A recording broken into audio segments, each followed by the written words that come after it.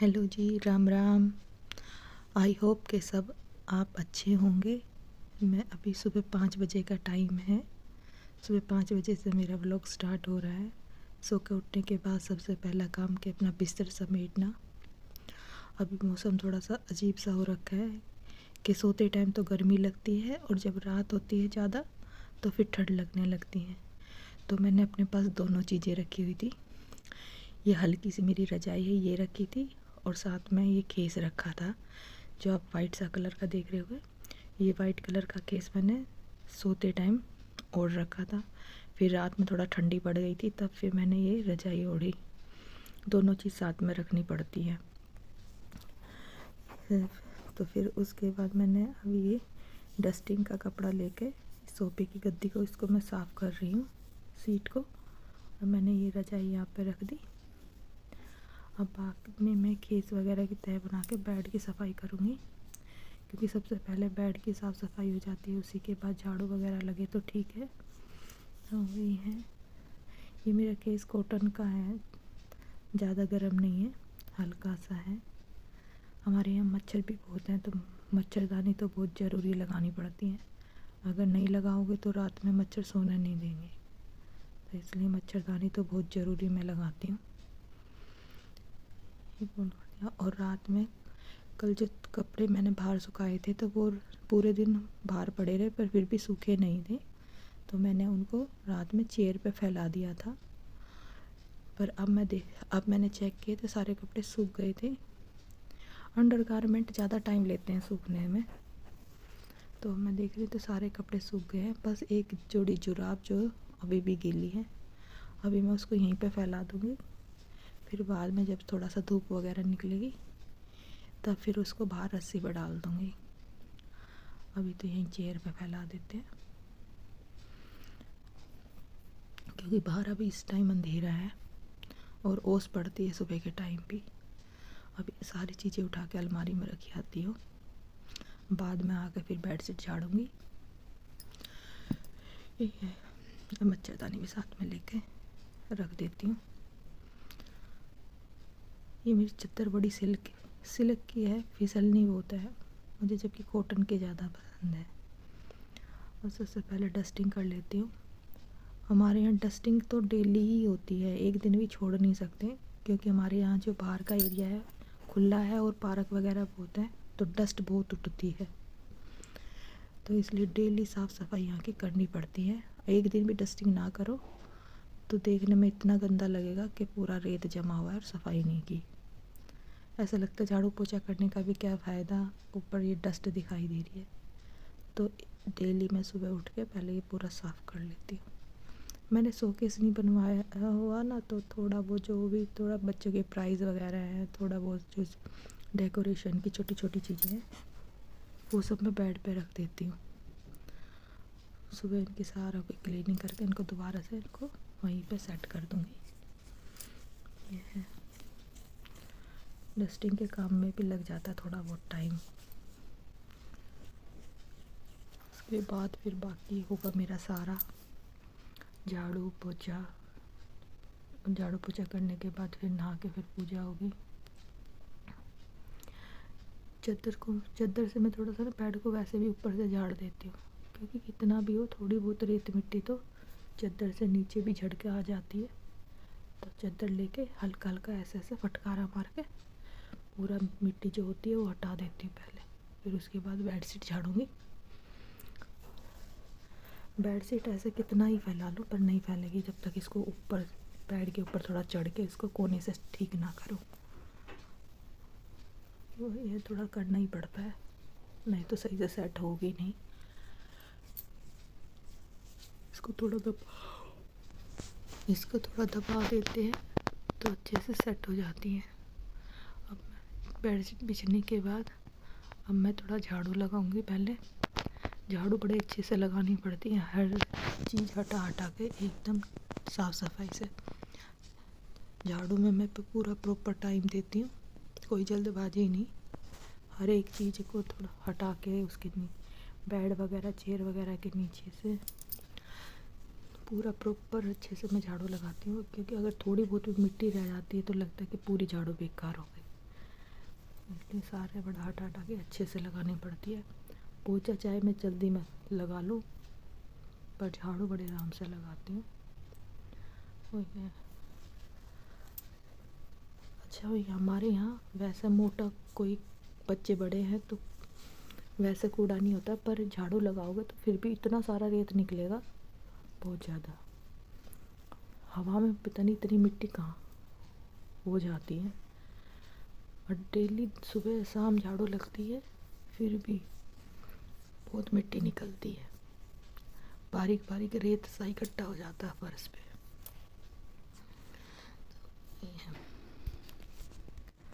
मेरा झाड़ू पोछे का काम सुबह सुबह हो जाता है तो मुझे बड़ा सुकून मिलता है, क्योंकि अभी सब लोग थोड़े ये हैं बाहर मॉर्निंग वॉक के लिए गए हैं, तो मैं पीछे से झाड़ू पोछा ये सब कर लेती हूँ। नहीं तो क्या करेंगे, बीच बीच में घूमते रहेंगे तो इतनी डिस्टर्बेंस होती है। और मना करो तो फिर कोई मानता है कोई नहीं मानता। ऐसे लगता है सारी मेहनत ये लोग बेकार कर देते हैं। तो सुबह सुबह अपना झाड़ू पोछा करके फ्री हो जाओ। झाड़ू तो वही है। अब आप देख ही रहे होगे कितनी मिट्टी हो गई है इकट्ठी। इसको मैं यहीं पे आधे में ही उठा के डस्टबिन से सारा डस्टबिन में डाल दूँगी, और जो आगे के जो बाहर जो रेत इकट्ठा होगा मिट्टी, उसको बाहर गली में ले जाऊँगी, क्योंकि घर में झाड़ू लगाने के बाद फिर बाहर गली में भी साफ़ सफाई मैं करती हूँ। क्योंकि देखो घर साफ़ सुथरा रहे और बाहर गंदा रहे तो अच्छा थोड़ी लगेगा, इसलिए मैं पूरा बाहर से भी अच्छे से साफ़ करती हूँ। मैंने जो बाहर के लिए अलग झाड़ू रखी हुई है और घर के लिए अलग, तो ये मेरी अंदर वाली झाड़ू है जिससे मैं पूरा अच्छे से साफ सफाई करती हूँ। साफ सफाई के बाद सबसे पहला काम होगा नहाना, और नहाने के बाद फिर पूजा करना। मेरे लड्डू गोपाल जी हैं, फिर उनको सबसे पहले उनको स्नान कराती हूँ। स्नान कराने के बाद पूजा होगी, पूजा के बाद बाकी किचन का सारा काम मैं स्टार्ट करूँगी। तो यही है, सारा साफ सफाई कर लूँ। बाहर इस टाइम अभी भी अंधेरा है, बाहर की लाइट जला के तभी झाड़ू लगवाती है, नहीं तो बिना लाइट के तो ऐसा लगता है अंधेरा अंधेरा सा, दिखाई नहीं देता कि कहाँ से सफाई हुई है कहाँ से नहीं। ये सारा काम मेरा कंप्लीट हो जाएगा तो बड़ा रिलैक्स मिलता है कि चलो ये भी बहुत बड़ा काम मुझे लगता है साफ़ सफाई का, क्योंकि सब उठने के बाद तो बड़ा डिस्टर्ब करते हैं, करने नहीं देते। गीले पोछे में सब लोग घूमने लगते हैं ना, तो पूरा छाप बन जाती है पोछे पे, और फिर मुझे ऐसा लगता है यार इतनी मेहनत करी और इन लोगों ने सारा छाप बना के बेकार कर दिया। ये आप देख लोगे मैंने पूरा अच्छे से क्लीन कर दिया है, सारा साफ़ सुथरा कितना अच्छा लग रहा है। इस रूम को भी मैंने बहुत अच्छे से साफ़ सुथरा कर दिया सारा, बेडशीट वगैरह झाड़ के। अब मैं इसके बाद मैं किचन में आ रही हूँ। साथ में मैंने दलिया भी हस्बैंड के लिए बनने के लिए रख दिया था, वो सुबह सुबह दलिए का ही नाश्ता करते हैं। ये रात में मैंने बर्तन धो कर रखे थे, अब सुबह तक इनका पानी सब सूख जाता है, और सुबह ही मैं बर्तनों को सेट करती हूँ। रात भर ऐसे ही छोड़ देती हूँ ताकि ये अच्छे से सूख पाए। साथ में दलिया भी बन जाएगा, दो काम साथ में हो गए हैं। क्योंकि दलिया चढ़ा के मैं हमेशा धीरे गैस पर रखती हूँ। ये हस्बैंड मेरे टोंड दूध पीते हैं, तो जितना उन्होंने पिया था फिर बाकी ये बच गया, रात भर ही बाहर ही रहा, फ्रिज में रखना भूल गई थी मैं, तो अब मैं इसको फ्रिज में रख रही हूँ। रात में मैंने दही जमाई थी, लग रहा था कि रात में मौसम जैसे ठंडा है, पता नहीं जमेगी या नहीं, पर अब सुबह चेक किया तो अच्छे से जम गई थी। इसको भी मैं उठा कर फ्रिज में रखूँगी। और उसके बाद ये है जितने भी बर्तन हैं उनको सारों को अपनी अपनी जगह सेट करूँगी। इनको ये सूख गए हैं, अगर साथ के साथ रखो तो गीले रहते हैं बर्तन, तो वहाँ पर पानी टपकता रहता, फिर अच्छा नहीं लगता, तो इसलिए मैं इसको ऐसे ही छोड़ देती हूँ कि सुबह से करूँगी तो ठीक रहेगा। बर्तन वगैरह सेट होने के बाद रात में मैंने छोले भिगोए थे, तो फिर उसके बाद इसको कुकर में डाल के उबालने रखूँगी। अभी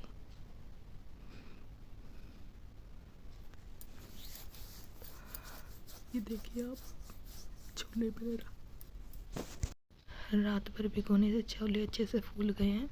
अब इनको हल्का हल्का धो दूँगी इसी पानी से। एक बार तो धो दिया था, अब इसी पानी से इसको एक बार थोड़ा सा हाथ से मैंने मल दिया है, तो थोड़ा जो भी हल्का फुल्का इन पर होगा पेस्टिसाइड वगैरह रहते हैं वो निकल जाते हैं। सारे छोलों को मैं इसमें कुकर में डाल के, पहले मैं क्या करती थी, मीठा सोडा यूज़ करती थी उबालने के लिए, पर आजकल मैंने छोड़ दिया है क्योंकि मीठे सोडे से क्या होता है, गैस बनती है। अब इसमें बस सिर्फ मैं नमक और पानी डाल के इसमें 3 से 4 सीटी लगवा देती हूँ, क्योंकि कुछ तो रात भर में ही भीग जाते हैं, तो इसलिए 4 सीटी में भी आराम से गल जाते हैं। और ये पानी और नमक डाल के इसको गैस पे मैं चढ़ा देती हूँ ताकि ये उबल जाए।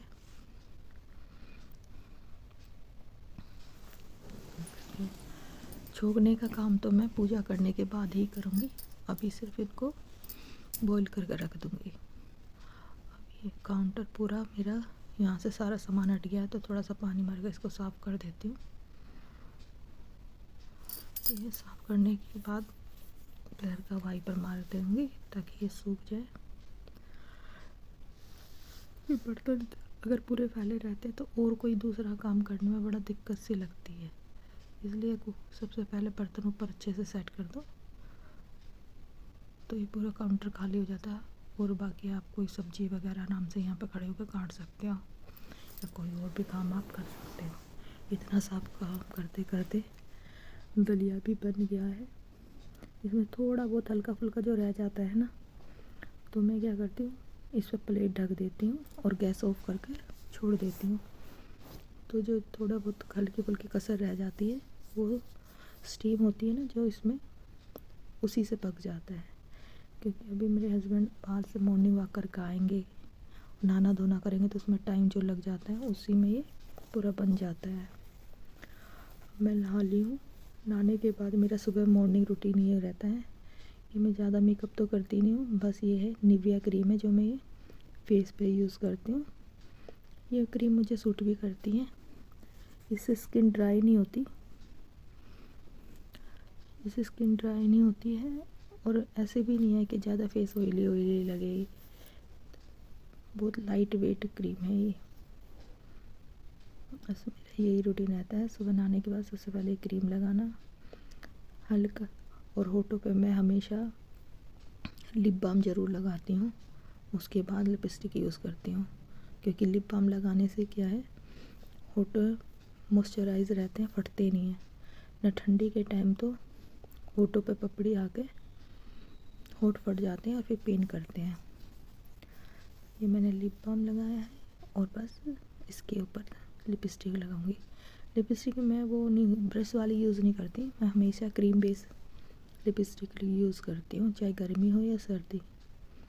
क्योंकि मुझे जो ब्रश वाली है ना, पता नहीं क्यों ऐसा लगता है जैसे होठों को सुखाती है, तो इसलिए वो मुझे पसंद नहीं है। कभी फंक्शन वगैरह में जाना हो, ज़्यादा देर स्टे करना हो लिपस्टिक को, तब मैं ब्रश वाली यूज़ करती हूँ, नहीं तो हमेशा मेरे पास क्रीम बेस ही ज़्यादा है लिपस्टिक वगैरह जो है। आज मैंने शैम्पू किया था तो थोड़ा सिंदूर भी लगा रही हूँ, नहीं तो सिंदूर में जब बालों की चोटी बनाती हूँ उस टाइम मैं लगाती हूँ, मेरे से खुले बाल नहीं रहा जाता। उसके बाद मेरे लड्डू गोपाल जी अभी सो रहे हैं। अब अपने लड्डू गोपाल जी को उठा के लड्डू गोपाल जी का स्नान कराऊंगी और इनकी पूजा करूंगी। सुबह सुबह भगवान की पूजा करने से मन को बड़ी शांति मिलती है, और सारे काम जो हैं वो सब बहुत अच्छे से होते हैं, प्रभु की कृपा हो जाती है, तो दिन बहुत अच्छा गुजरता है। मुझे अपने लड्डू गोपाल जी की सेवा करना बड़ा अच्छा लगता है।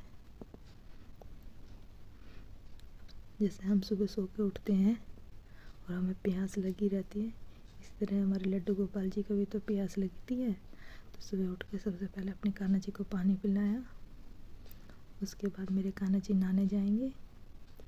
मैं किचन में नहलाती हूँ अपने कान्हा जी को, क्योंकि यहाँ पे क्या है, इतना स्पेस नहीं है कि मैं आराम से नहला पाऊँ। तो मैं अपने कान्हा जी को ले जाती हूँ। ये मैंने रात में जोत साफ़ करके रखी थी, तो मैंने रख दी है।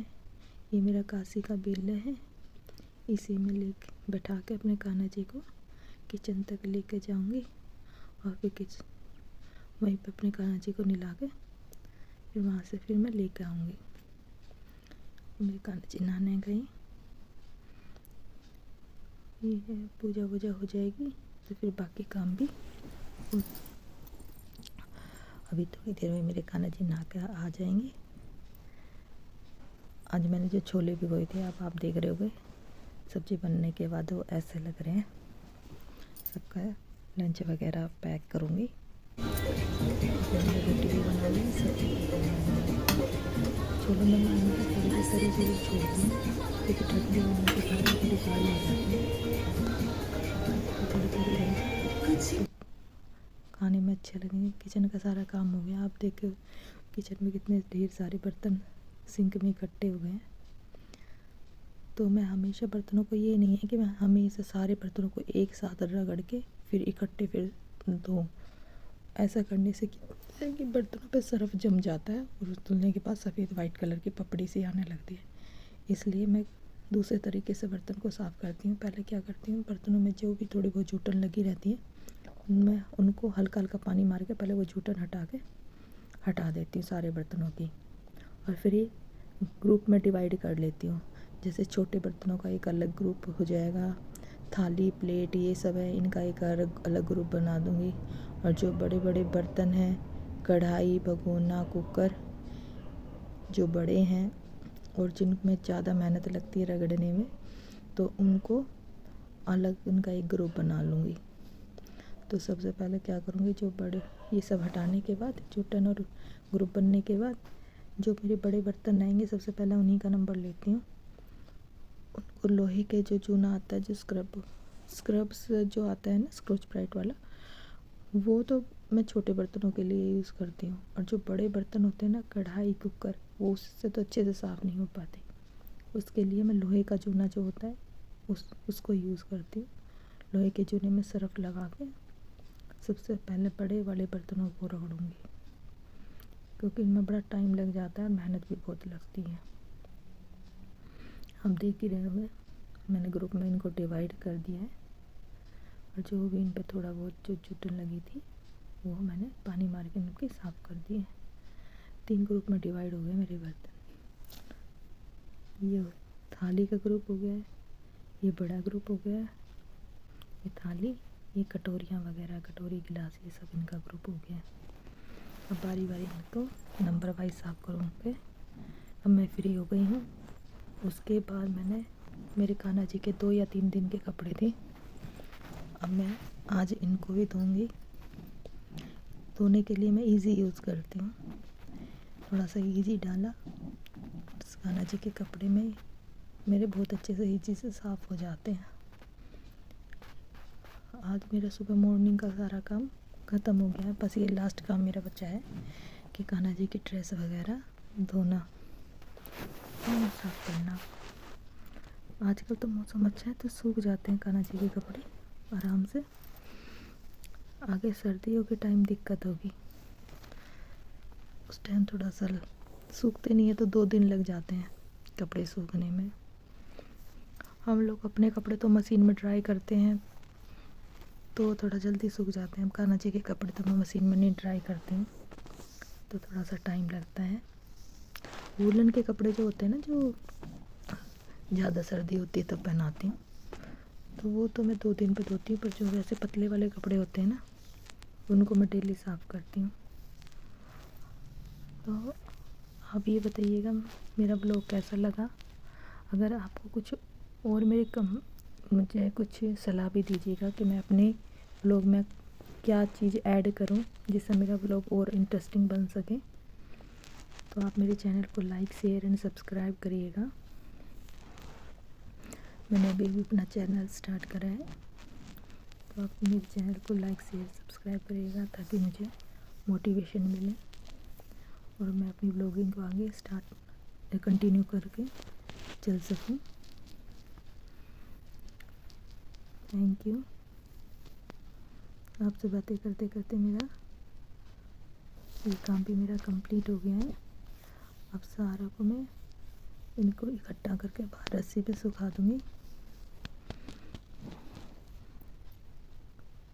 इनका जो सर्फ है वो भी अच्छे से निकालना बहुत ज़रूरी है, नहीं तो उसमें कपड़ों में फिर सर्फ की महक आती है। अच्छा जी, अब मैं आपको कल मिलूँगी नए व्लॉग के साथ। Thank you, bye bye.